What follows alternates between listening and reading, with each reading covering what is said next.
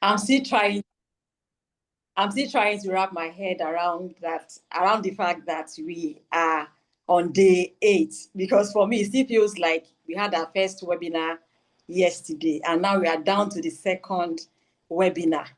Wow, wow, wow, it is for me. And for as many as part of the challenge, you can tell that it's been an interesting and a very exciting journey. It's been an exciting journey. And the most thrilling part for me is each and every one of you who is on this call tonight. Thank you so much for showing up. Thank you so much for not desiring, for not just praying, for not just wishing for a financial shift. Thank you for powering your desire, for powering your wishes, and for powering your prayers with consistent action. I'm, very excited that you continue to show intentionality. You're committed, you're dedicated, you have continued to show up for your financial transformation. And one thing that I can say with exactitude is that if you keep up with this energy, you keep up with this pace, you keep up with this consistency, your financial shift, your financial transformation is sure going to be undeniable. I want you to keep up with the consistency. I want you to keep up with showing up. I want you to keep up with the energy. And I know that at the end of this challenge, by day 30, we'll be celebrating each and every one of you. And I really look forward, to that day. So today, we are talking about rewriting your financial story. Rewriting your financial story. And what's the first thing that comes to your mind when you hear rewrite? The first thing that comes to my own mind when I hear rewrite is that there's something that's been previously written. When I hear rewrite, for me, it means something has been previously written. And right now, what you want to do when you want to rewrite is to make changes. In rewriting, you want to edit what has been written. It's either you're adding something to what has been written, or you're expunging, you're removing from what has been written. Then there's the other thing that also comes to mind when it comes to rewriting. It might not be that you need to edit. It might not be that you need to remove. It might not be that you need to add. It might be that you need to totally cancel what has been previously written, especially when what has been written previously wasn't written from a place of knowledge, wasn't written within the confines of, the right information. So you know what it is for you, whether the financial story you're rewriting is you're editing to make changes, you're editing to remove, or you're editing to add, or you're editing to do both. That's the first category. Then the second category is, those that have written a story that they have to totally cancel because it wasn't from, a place of being well informed. And you are the best person to, determine which side you fall in, or which category you fall in, whether it's the side of you just need to make changes and then you can build on the foundation that has already been laid. Or maybe you belong in the category of those that, the foundation is already faulty. And the legacy, the financial legacy you want to start building, the foundation that you have cannot handle, the weight of what is about to be built.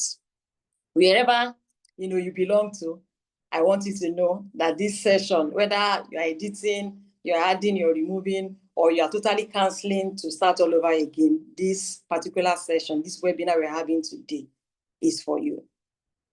And one thing that I would like to say as we start is the conversation we're going to be having today is going to be from my heart. We're going to be having honest conversation. We're going to be telling ourselves the truth at today's webinar. So I want you to brace up, for the brutal truth or the bitter truth that we're going to be telling ourselves in this webinar, in this conversation that we're having tonight. The truth is, when it comes to your financial reality, it's not a mystery. Our financial reality is not a mystery. If anything, it is the sum of every decision, every choice that we have made, that we have approved of, that we have defended, that we have ignored, and that we have repeated. I will say that again, our financial reality is not a mystery at all. You know how people, come to that place where they're like, I don't even know how I got there. After everything I did to move my finances forward and all of that, I don't know why I'm still in the rat race. I don't know why I'm still struggling. What's this lifestyle, creep that I'm having to battle? How did I get it? As much as we can claim ignorance, but the truth of the matter is our financial reality. Where you are currently in your finances now, it didn't fall upon you. It didn't fall upon me. We brought it upon ourselves. Remember I said we're going to be confronting ourselves with the bitter truth, the brutal truth. Where you are financially is not a mystery. And it's the sum total of the decisions, the choices you have made, the choices you've approved of, you have rationalized, you have defended, you have ignored, and that you have repeated. And when it comes to financial decisions, we are not just, we don't just receive the consequences of our actions. We also receive the consequences of our inactions. We are not just receiving consequences for our actions, we are also receiving consequences for our inactions. And I think that's what it is for even every other aspect of our lives. It's not just something that is limited for finances alone. Whether we are acting or we are not acting, we are daily making choices, we are daily making decisions, whether in action or in our inaction. And so, rewriting your financial story. Rewriting your financial story, for people that need to make changes, maybe you're just going to edit, you're going to just remove, you're going to just add, or you're going to do both. You are removing, you're adding, you're removing. I feel like, well, it's easy. I just need to know, what adjustment to make, and then I move on to the story so that I can make necessary adjustments. But the other category of people, it might not be so easy, to press reset when you know that, the foundation you have built financially is a faulty one. It can't handle the weight of what you're about to build.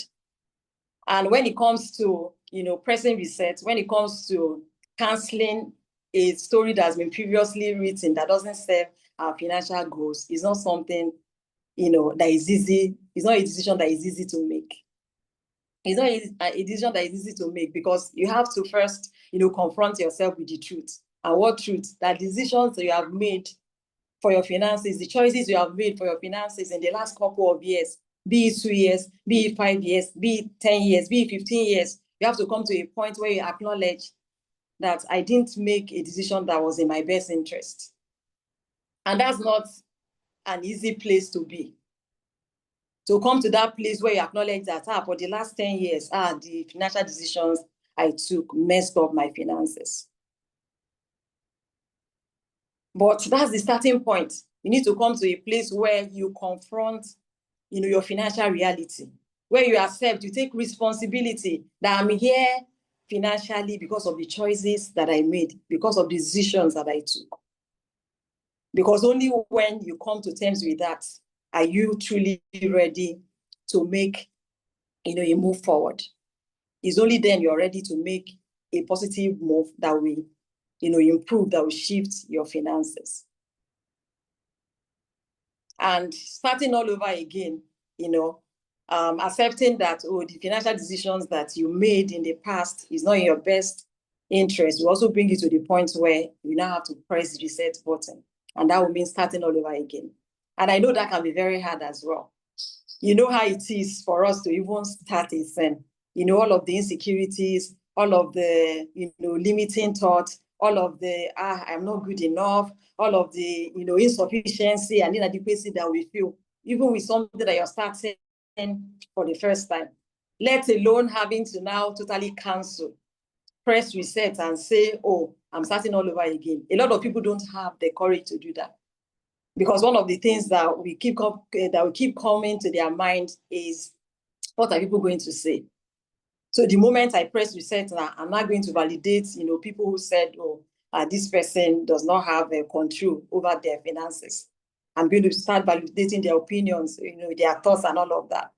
But the truth of the matter is, when it comes to, making changes, especially a change that has to do with, becoming the architect of a legacy, becoming the architect of a legacy that will echo for generations. Not just a legacy, a financial legacy that echoes for generations, but a legacy that others will aspire to. You couldn't care less about what people will say. And in fact, if you're still in that place where you are always trying to impress people, where people's opinion counts, the most in your life, then you might have to rethink that position. You might have to rethink that position. Because for you to rewrite a financial story, especially one that has been built on a faulty foundation, you are required to press reset. I know it's hard, but you're required to press the reset button. You are required to come to that place where you come to terms with your financial reality and take responsibility for it. One thing that I always say is when it comes to our financial freedom, our financial growth, it is not a gift. Your financial freedom is not a gift. It is a conquest. It is a conquest, meaning you have to fight for it. You have to battle for it. And nobody is going to fight that battle on your behalf. You are your own rescue. You are your own rescue. If you don't do it, nobody is going to step in the gap and do it for you. And so it doesn't matter how long you've traveled on the wrong route. It doesn't matter how long we've traveled on the wrong path.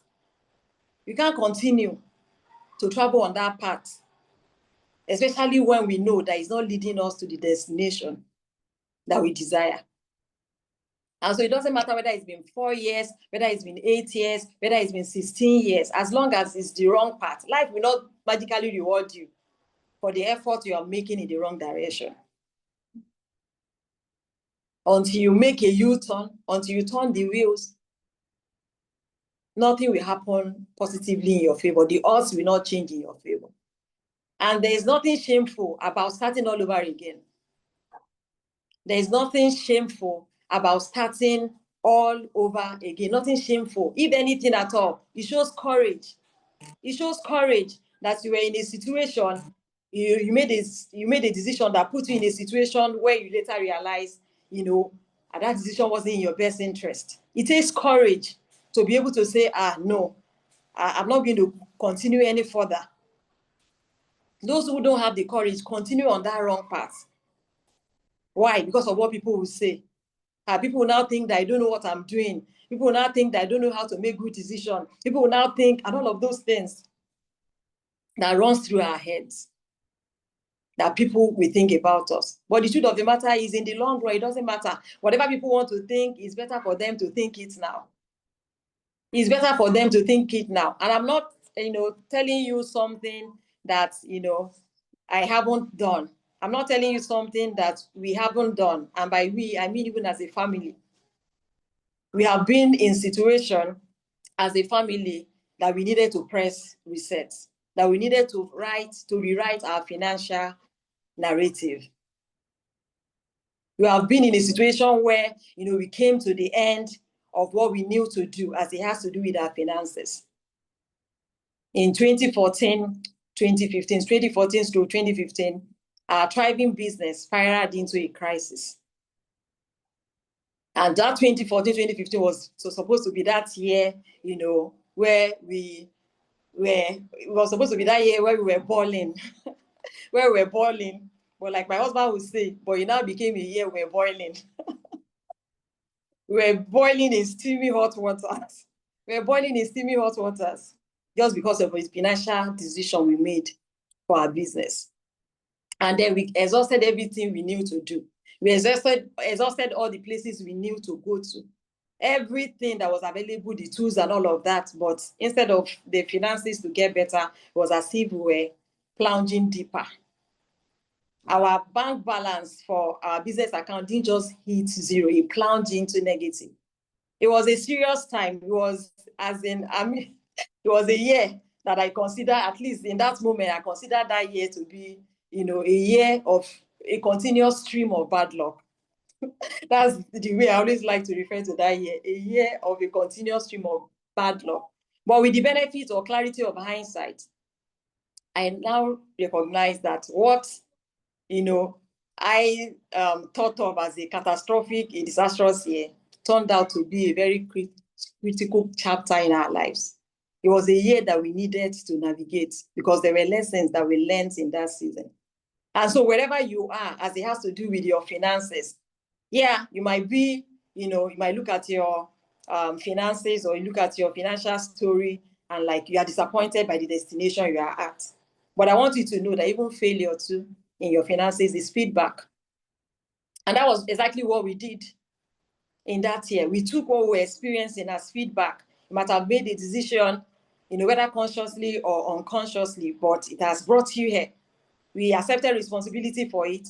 And then we also got to a point where we realized that the knowledge that we had could not bring us out of that situation. Because as much as we're putting in effort, we're doing everything within our capacity to ensure that we come out of that, dark financial experience. The more we try, the more we try, the deeper we plunged. The more we tried, the deeper we plunged into the financial mess. And so you need to understand that there's nothing that you're going through in your finances that, people ahead of you have not navigated.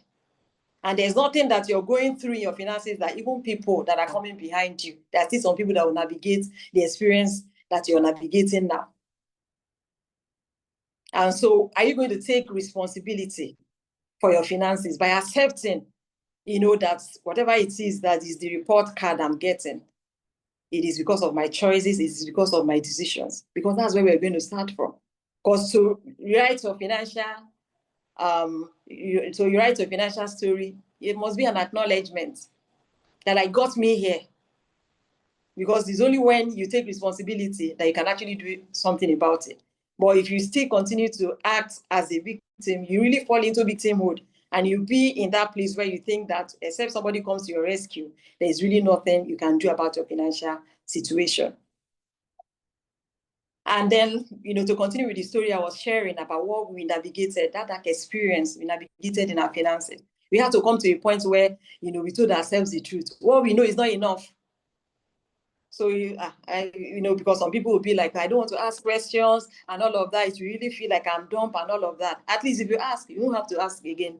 But if you don't ask now, then maybe in another 10 years or in another 5 years, you still ask. Because whatever it is that you don't confront now, you still meet it in front.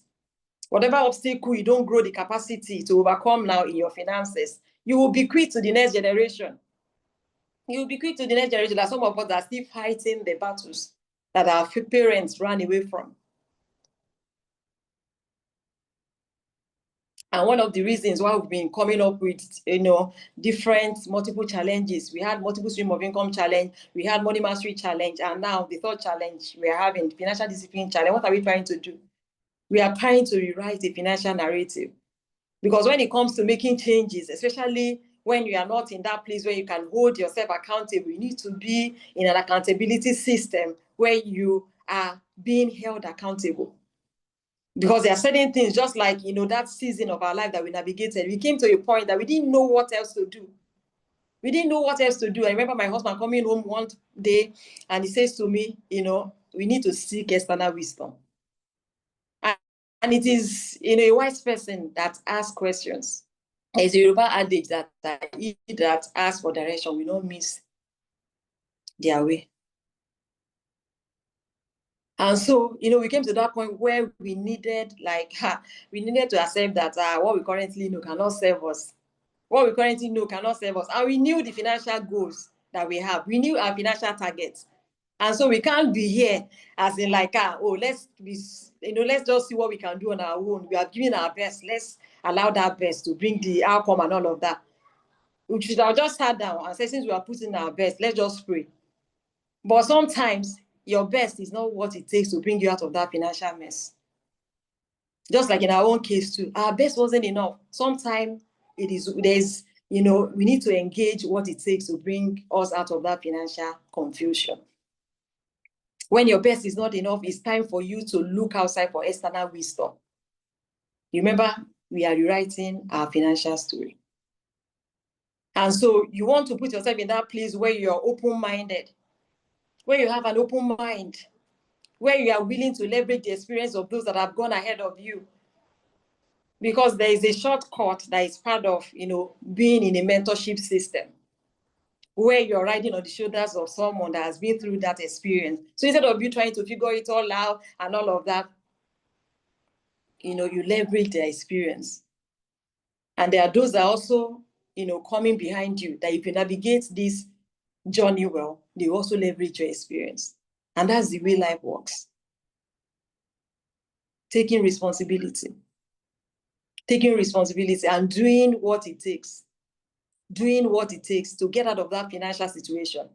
And there's one thing I said last week when I was giving my charge, that hope without a plan is not a strategy. Patience without a plan is not a strategy. Some people are patiently waiting.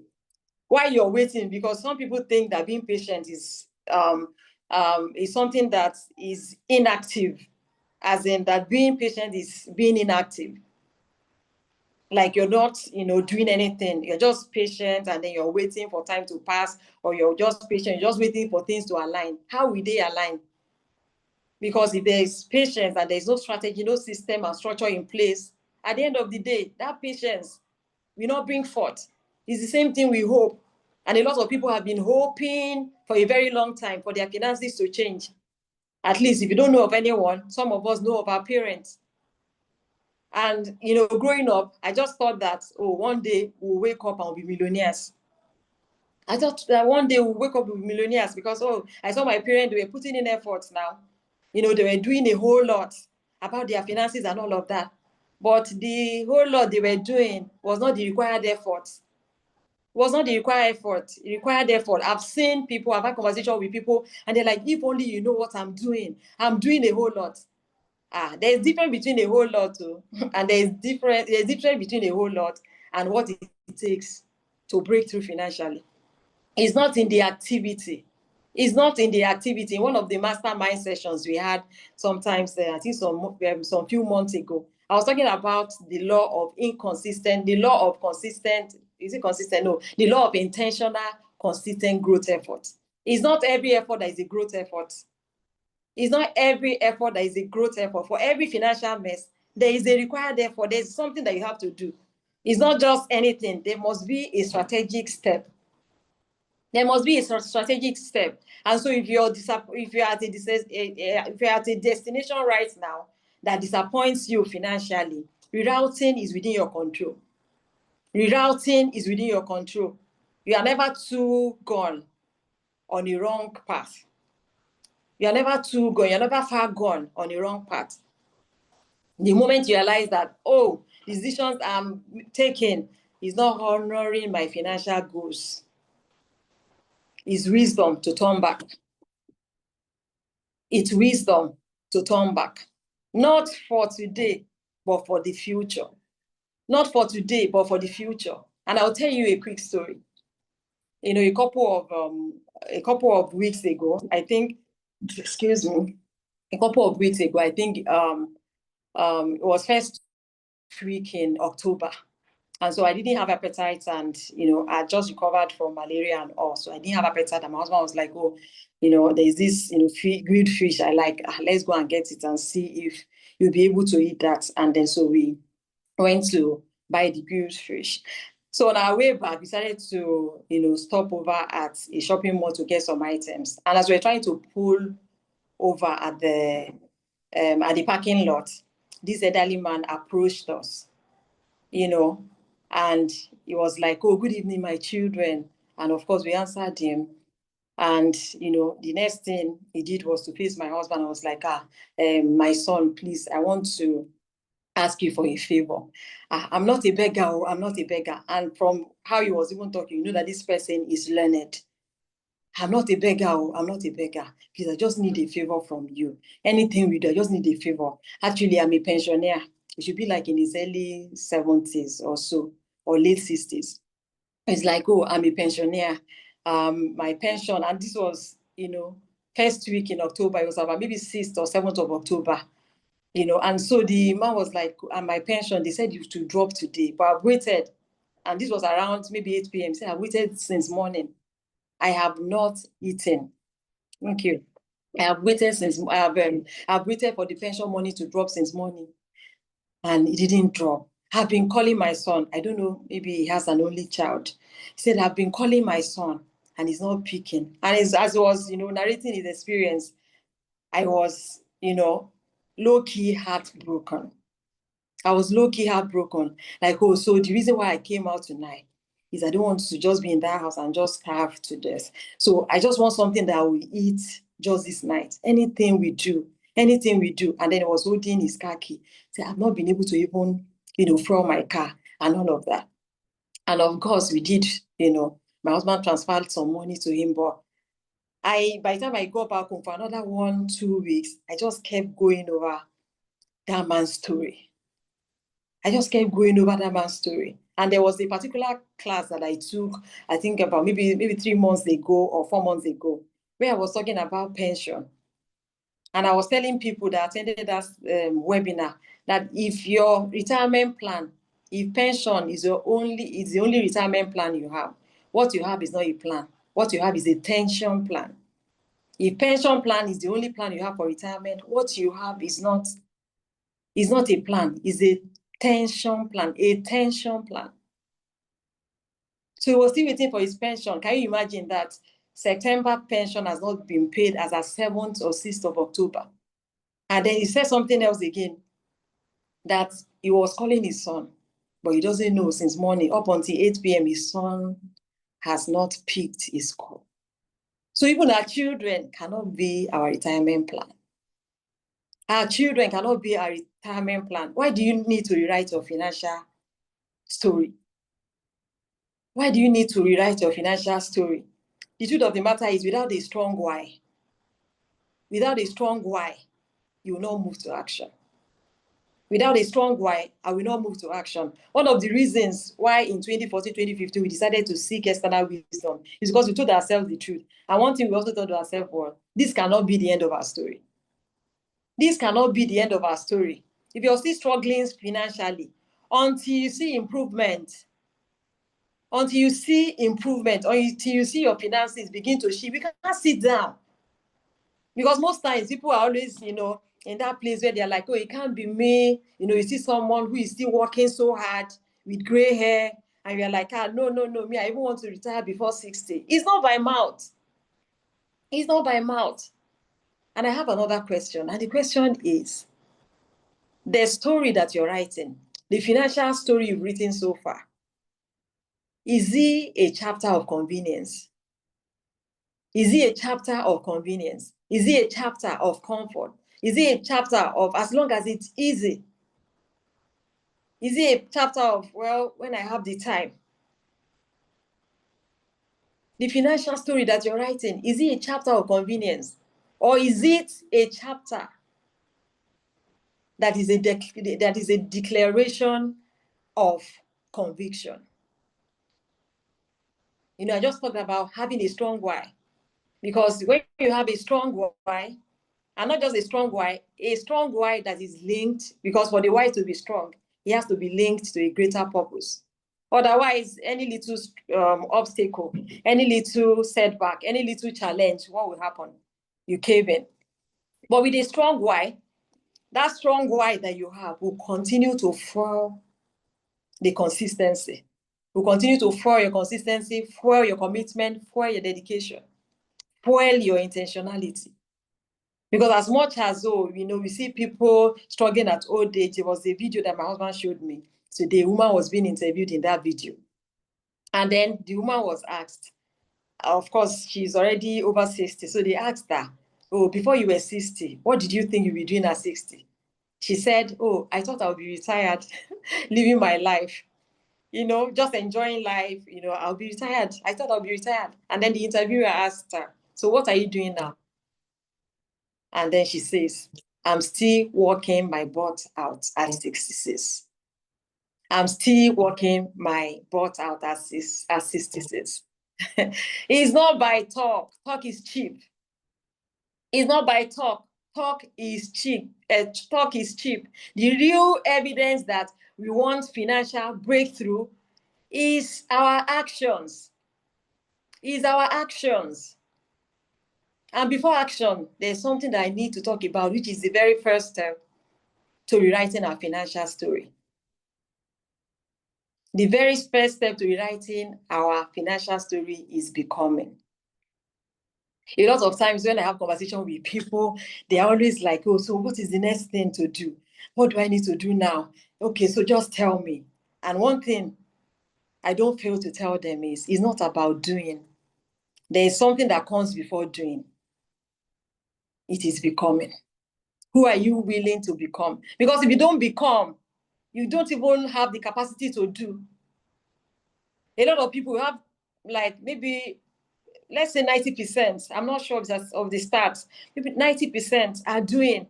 And that's why you have a lot more poor people than people who are actually very wealthy. Because we are quick to do, we just want to do. Even when we don't understand, we just want to do. What is the next thing? Okay, so if they say, oh, this is the business that is, you want to go into it. Oh, they say this is the next thing that is happening. You want to go into that. But it's not about doing first. It's not about doing first. The financial breakthrough you're looking for is also looking for you. The financial breakthrough you desire also desires you. But the truth is, not this version of you. That's the brutal truth. You know, I said from the very beginning, we're going to be telling ourselves the bitter truth, the brutal truth. BBT, bitter, brutal truth. Wow, it rhymes. Yeah, we're going to be telling ourselves the truth. The breakthrough you're looking for is also looking for you, but not this version of you. There is a becoming that must precede the doing. Because when you don't become, even when the opportunity you're looking for comes to you, you will not be able to recognize it. And even if you're able to recognize it, because you have not built capacity, because you have not built your capacity to take advantage of that opportunity, you can't maximize it. If you don't become, you cannot do. If you don't become, you cannot do. And it's one of the reasons we're having more. Sorry. Someone is interrupting us. Coach D, I don't know if you can help me mute the person. All right, so let me continue. I think the person has been, I want to believe the person has been muted. So if you can't become, you can't do. If you can't become, you can't do. But we have a lot more people doing without becoming. And that's why so many people are stuck in the rat race.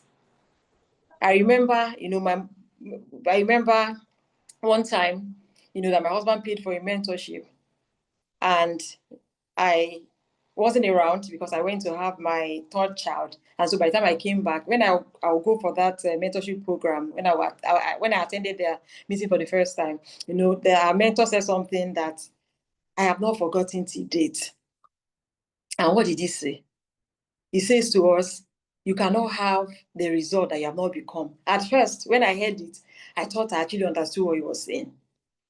But it took me 3 years to actually understand that. Because you cannot have beyond what you have grown your capacity to handle. And that's me putting what he said differently. You cannot have beyond what you've grown your capacity to handle. Even if somebody hands over, that money that you think you need, if I just have 100 million naira or 200 million naira to just inject into my business, as if you have not grown your capacity to handle that sort of money, by the time that money comes to you, you reduce that money to what you have capacity to handle. And what does that take us back to? Becoming. There is someone that you need to become. There is someone that you need to become. You see the financial discipline challenge that we are doing. Like we are putting tasks, we are even batching the task. We are batching them, so that, it will be easy to do. But even at batching them, for some of the tasks, you have 2 days or 3 days to do them. For some 2 days, for some 4 days. And it only takes 15 minutes. And yet, people are not keeping up with those tasks. And what we are doing at Financial Discipline Challenge is to train our financial muscles. Because there is a person you need to become. There is a person that you need to become. And when it comes to discipline is not a feeling. Discipline is a decision. Discipline is not a feeling. Discipline is a decision. You don't have to feel like it.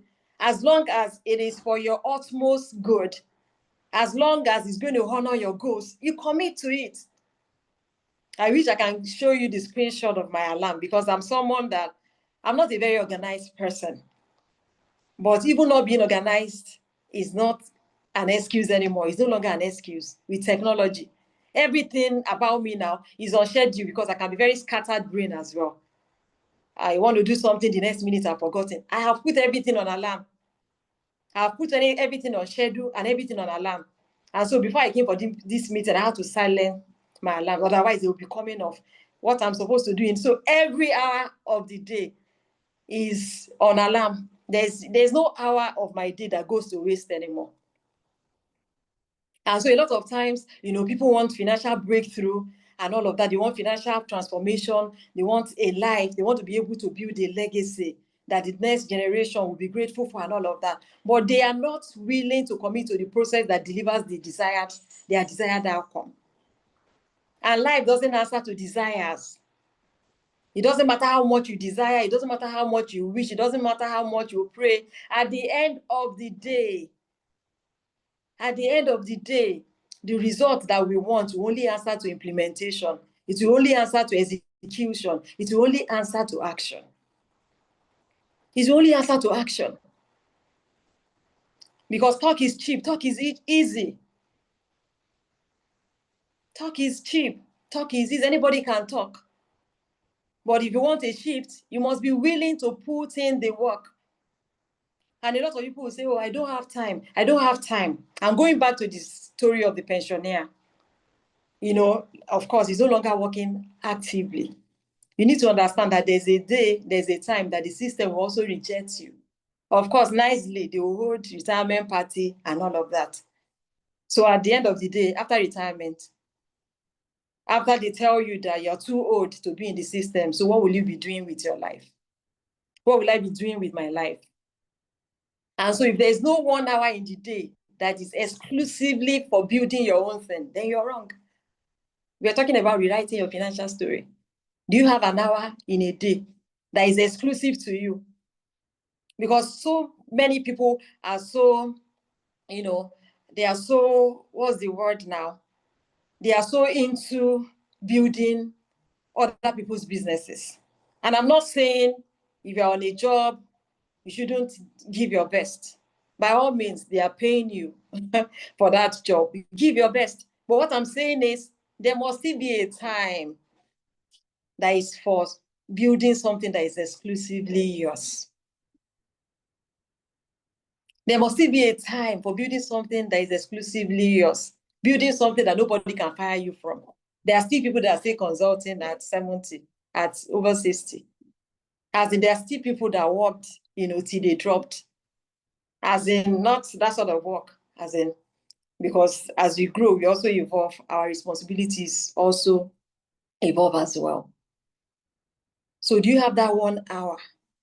Because if you don't have that, hour in the day, whether one, whether two, that you commit to something that is exclusively yours, I won't be the one to tell you what you're rehearsing for. I think you already know. Somebody was waiting for pension to be paid. So meaning that the one that was paid in August is not sufficient to even take him through the month. I remember, it wasn't like, he said, oh, I want to go and do an emergency surgery to eat. And so the people that have gone ahead of us and the life they are currently living, we need to take lessons from their lives.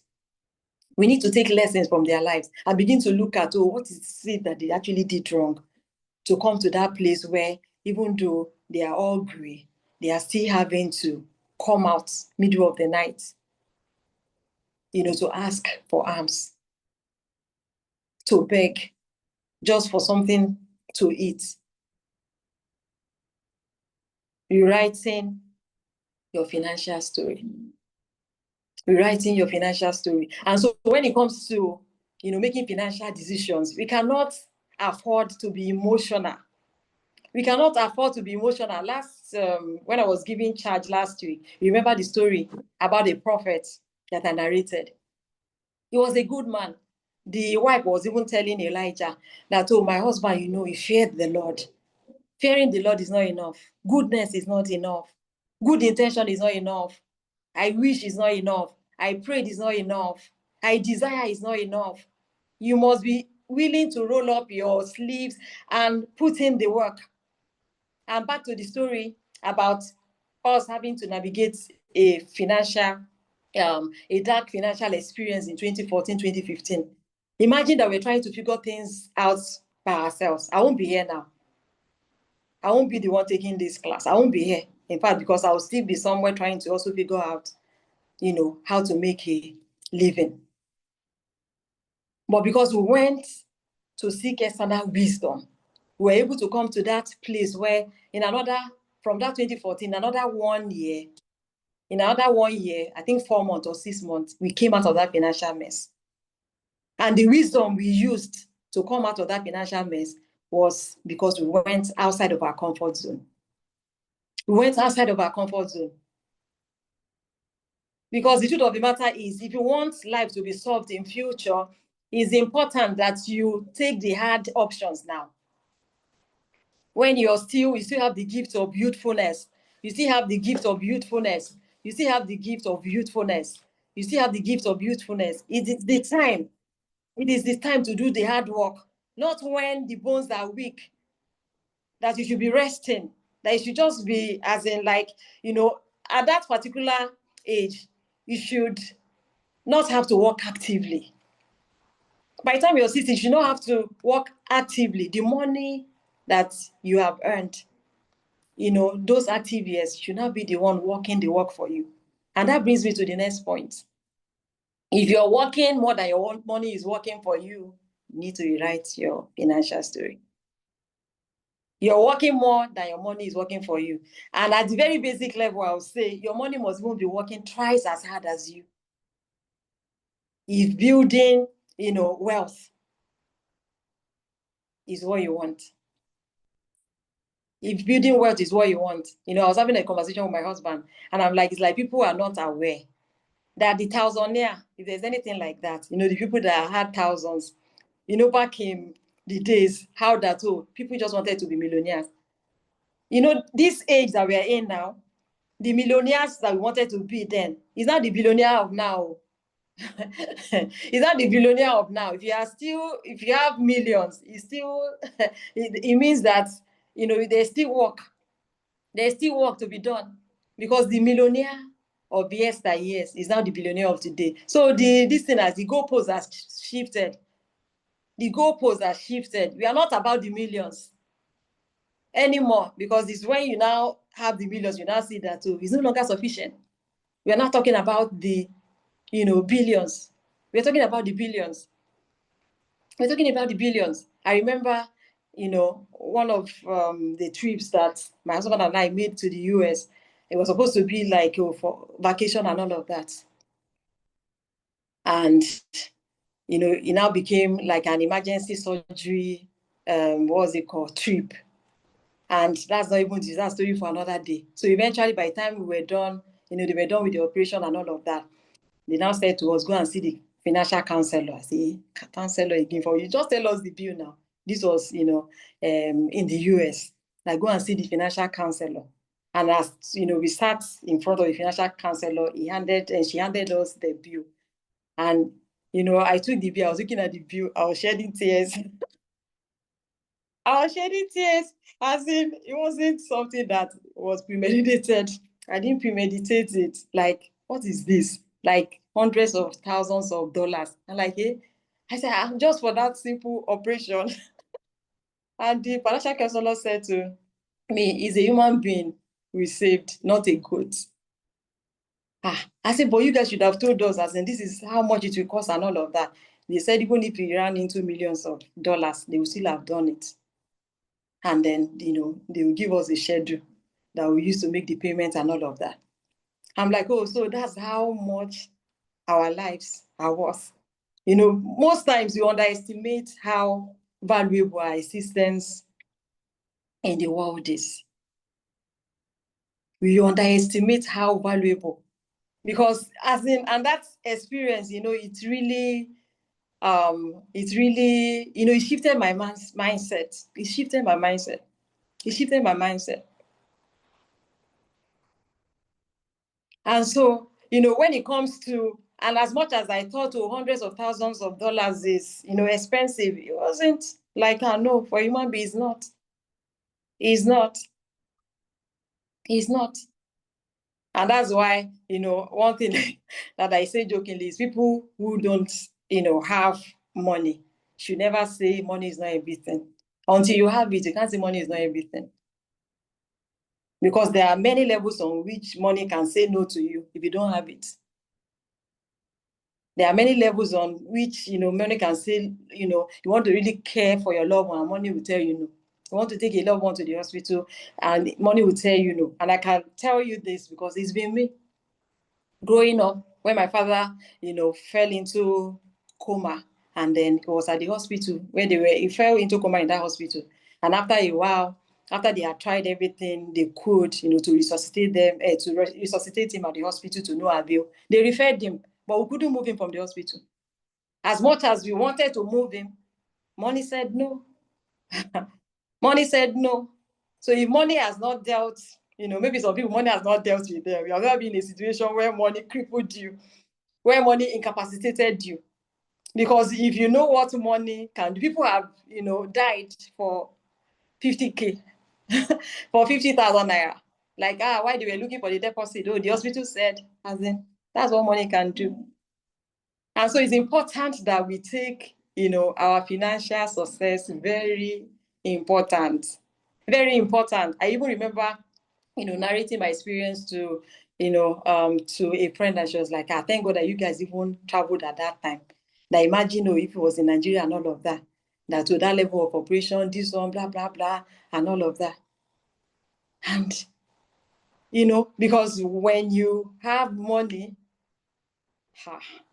you will not have to lower your standard.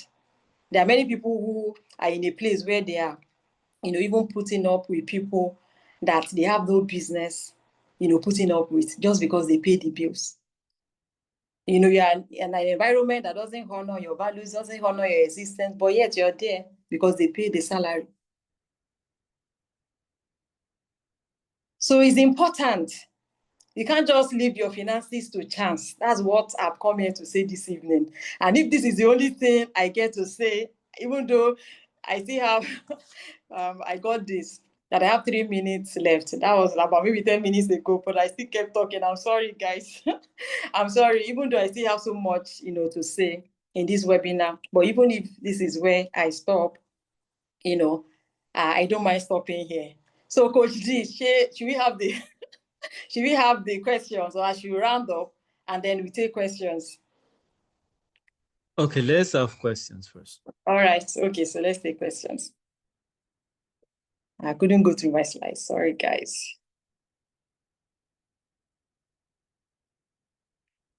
Oh, thank you, Suterium. So if there's a question, maybe I should just... All right, guys, do we have any questions so far? Share with us your questions or whatever you've learned. Let's hear from you.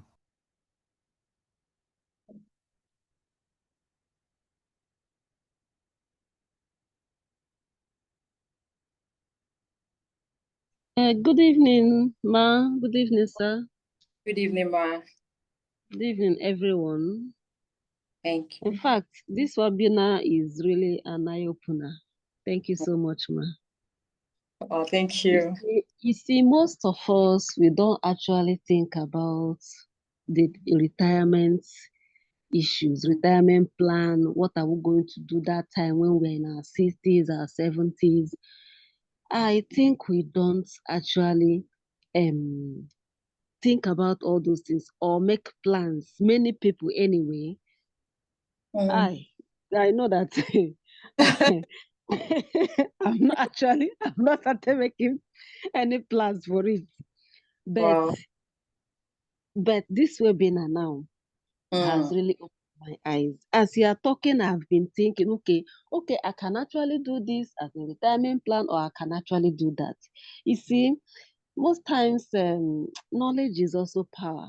Yeah. We would think that we know much, but there are also many things that we don't know.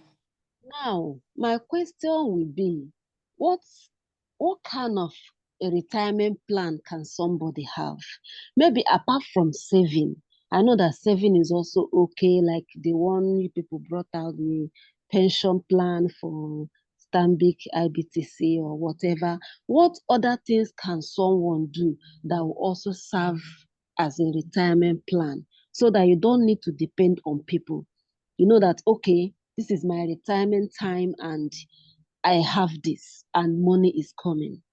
Mm. All right. Thank you for that question. I'm going to answer that question, but before then, so I don't know whether it's going to be the third webinar or the fourth webinar, but I know that we're going to have people from Stanbic IBTC come to also talk about retirement, the different offers that they have. So I know they will also be able to do a level of justice to other, plans that you can actually take advantage of. But okay, so with these questions that you asked, I may have to go into some of the things that I have on my slide, just to buttress more on the points that I made previously.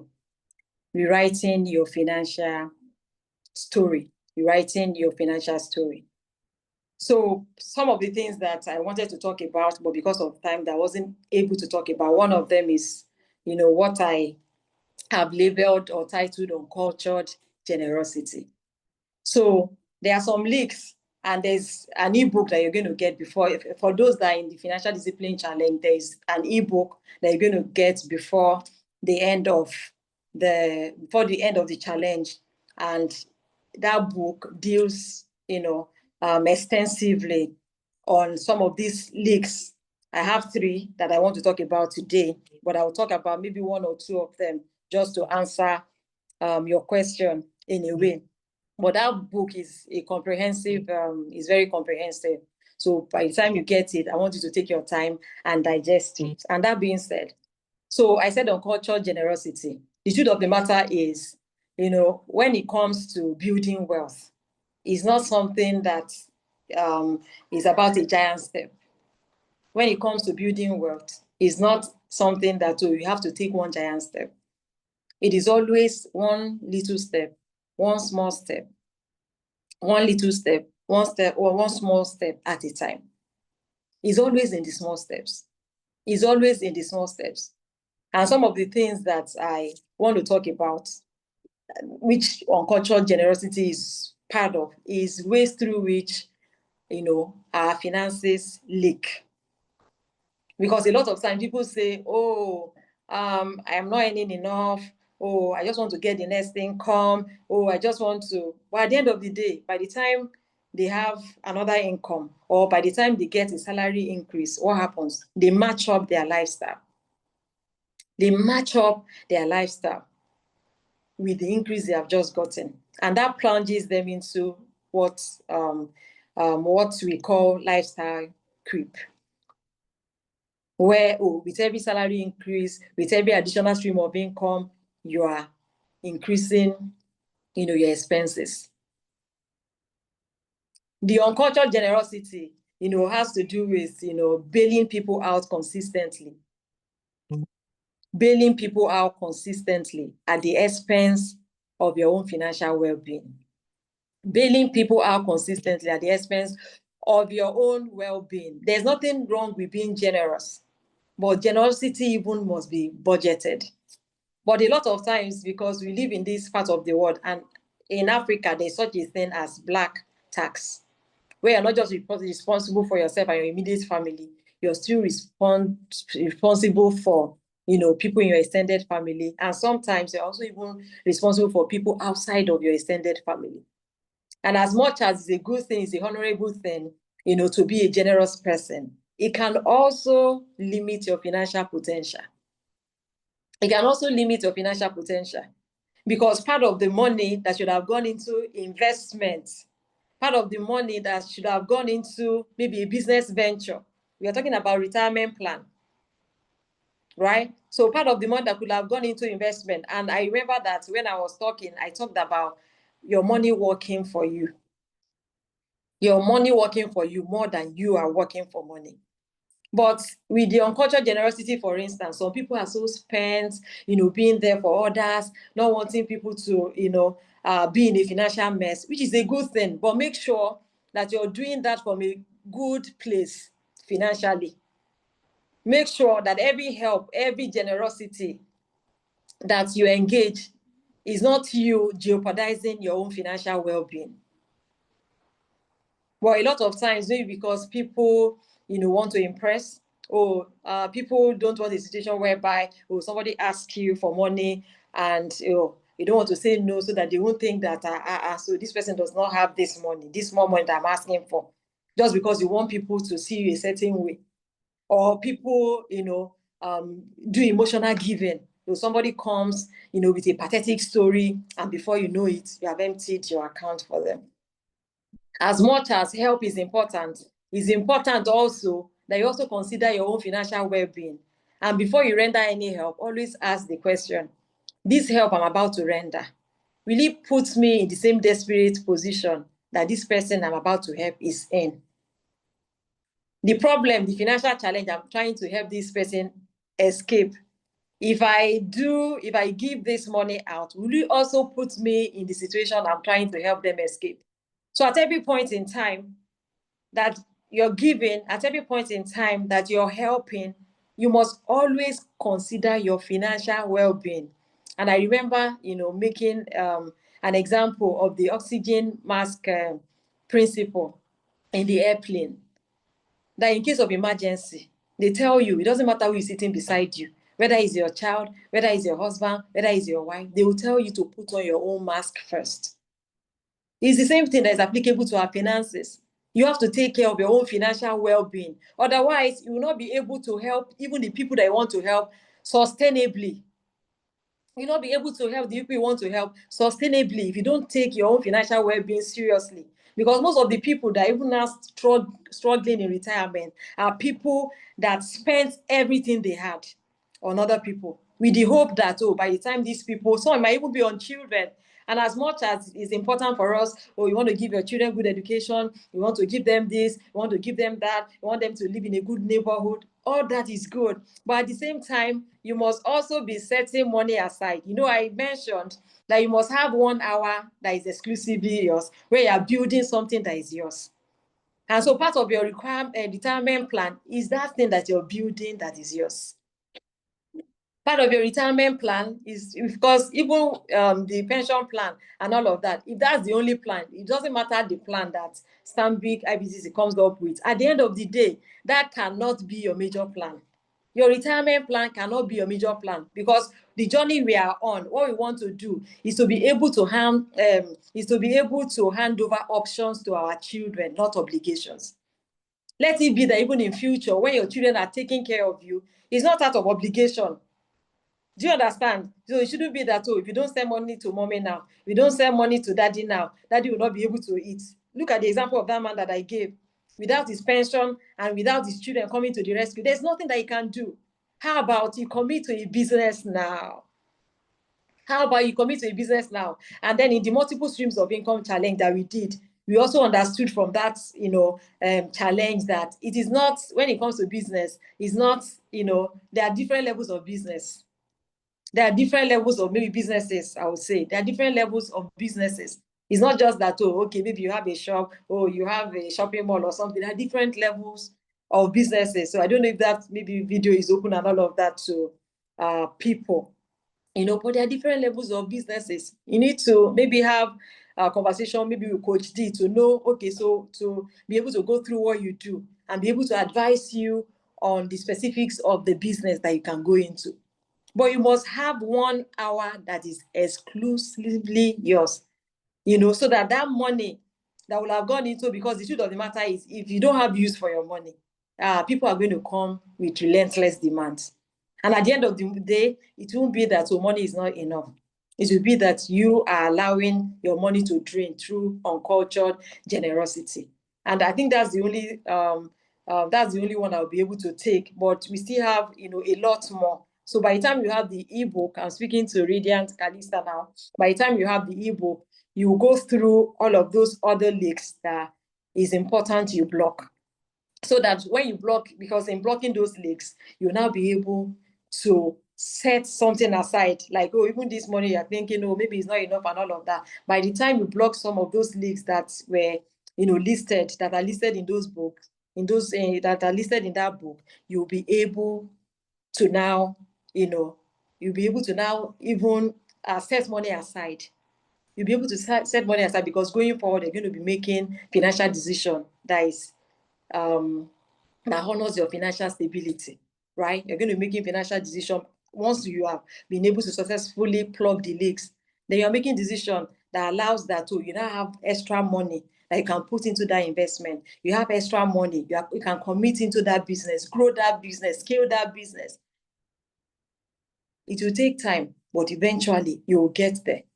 And before retirement hits, you even be proud of yourself. Coach D. Okay, thank you so much. Thank you so much. Thank you. I really appreciate it. Yeah, you're welcome. Okay, yeah, thank you for the question. There was a comment, so I'm trying to.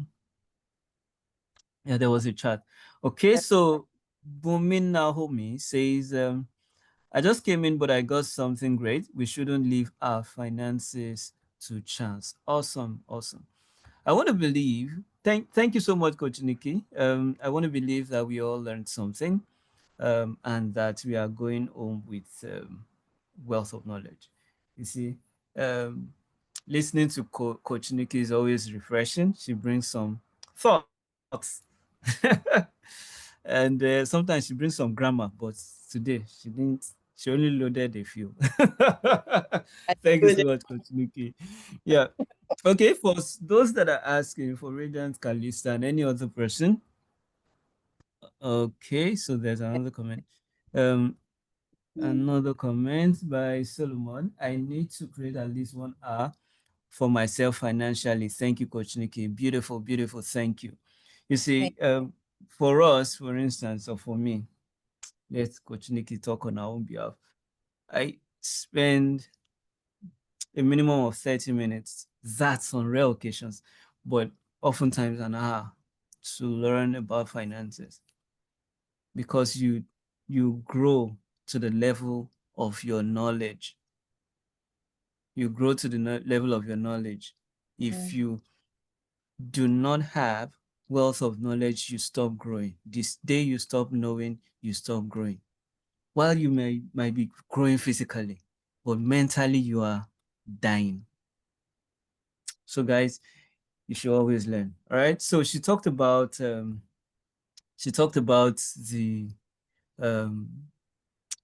challenge. That's the multiple streams of income challenge. Multiple streams of income challenge is actually open to people in a millionaire conclave.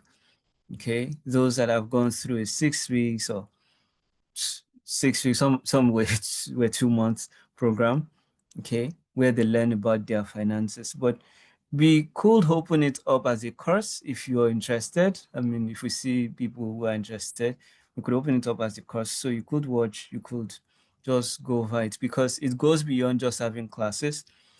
You would write tests, and those tests will also show you, okay, what you should. So supposing you're on a job and you're considering, okay, should I do something extra, or I am business averse? I'm sorry, I am business averse. Well, nobody should be business averse though, because we are all in business. The only difference is that some people are doing the business for someone else, while some people are doing it for themselves. Okay, so I mean, you're going to write a test. The test will show if you're a dealpreneur, if you're an infopreneur, like 4 different levels there. You could take the test and then go through that content. All right. So that's all for that. We're going to have another session next week, next Saturday. We'll be expecting Foodshaw. Okay, Foodshaw is going to be coming, talking to us about food budgeting. And why did we bring Foodshaw in? We brought Foodshaw in because while as a family we were going through those tough times, do you know what saved us? The fact that we could manage our food. I mean, that was profound. But I'm going to talk more about it hopefully next week. And also, I am thinking that Coach Nikki should take the remaining part in our next session. Guys, what do you think? Should she take the remaining part of this class, of this program in our next session? Who is with me? I am thinking that she should take the remaining part because she still has lots here. She's not gone into her slides at all. Or should she start a different subject? What do you think? Should she continue with this? I am voting for her to continue with this content. What do you think? Let her finish it today. Continue. Let her continue. No, not today. Not today. I'm thinking she should take it in another class. Yes, not in another class. Yes, let her take it. Okay. So, Yes, Coach not Nikki, today. let's continue. No, we are continuing in another class. So, in 2 Saturdays, we are going to have Coach Nikki back. She's going to continue with this content. Thank you so much, Coach Nikki. All right, someone says, can I get the recording? I need to watch this again. Oh, great source. Okay, so you are going to, if you're in the financial discipline challenge, you are going to have access to it. Latest tomorrow morning, once this recording drops, you will have access to it. All right. So guys, you're on a journey, and it's your responsibility to finish your journey. I'm glad that you're doing this. And I also know that there are challenges along the way. But this is it. The Bible says something, says, be of good cheer. I have overcome the world. So no world can surmount you. But those who are going through the challenge, ensure you do your task. I mean, it's going to help. It's going to help. Most of these things were things in which at some point we had to begin to fix in our own lives. So it's going to help in the journey to wealth. Once again, thank you so much for being part of this class. We look forward to having a time with you. Do have a pleasant night. Thank you, Coach Nikki, too. Thank you. All right. Thank you, Joseph. Thank you, Coach Nikki. Thank you, everyone. Yeah, thank you, Kalista. Thank you, everyone. Thank you, Coach Mr. Nikki. Wadu. Thank you, Yeah, Soterion. thank you, sir. Thank you, Marianne. Nice one. I love the stories behind it. Yeah, awesome. Motivated. Awesome. Thank you, sir. Thank you, sir. Yeah, good night.